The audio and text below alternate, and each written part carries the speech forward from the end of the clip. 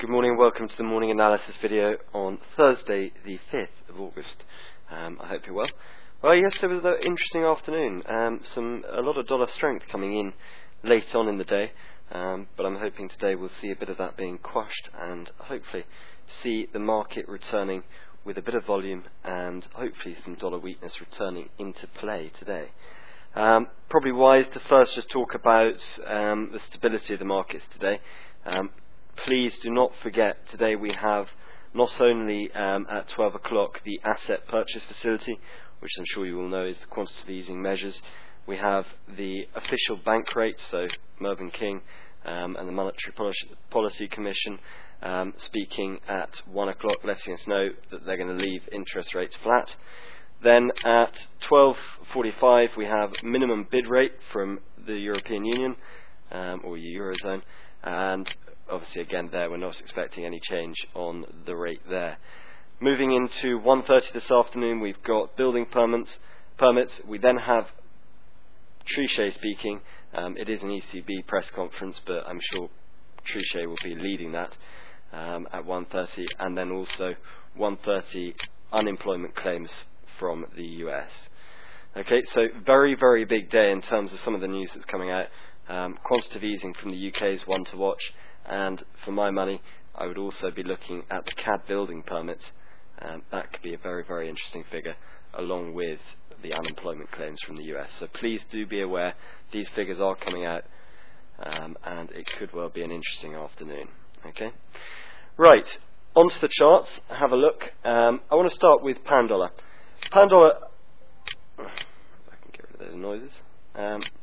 Pound dollar has made a perfect retracement to our 4-hourly 20. Yes, the daily pivot has dropped off, and yes, there is a possibility that she could break down. If she can hold below this 159 level, that she can break down through the 61.8, which sits at 158.60. Every chance that she could fail and fall back through that level. But for me, as things stand, we are still in an uptrend. And as I said to you guys yesterday, I said if we're still in an uptrend, then I'll be looking for longs. And for my money, that is exactly what I'm going to be doing.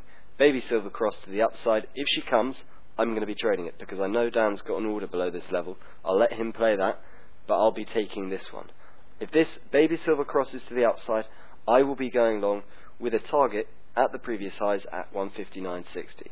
Okay, it's only 60 points, but there is an opportunity here for me to get in after a serious consolidation overnight and hopefully some buyers returning to the market this morning. Now if we go to euro dollar, okay, she has broken through that support level. She's also broken through the 4-hourly 20. Yes, it does look like an impending silver cross to the south, but again, the cross is not in yet. And really, if you want to trade anything on this, you can trade the breakdown through that support level. But again today on this, break out of the channel, overnight channel, through the daily pivot, possible baby silver cross, I'll be looking for a long on this too.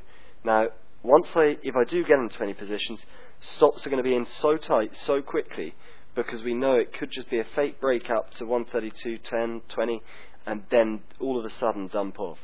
So it will be a quick trade, there will be stops in quick, but I'll keep you up to date with those.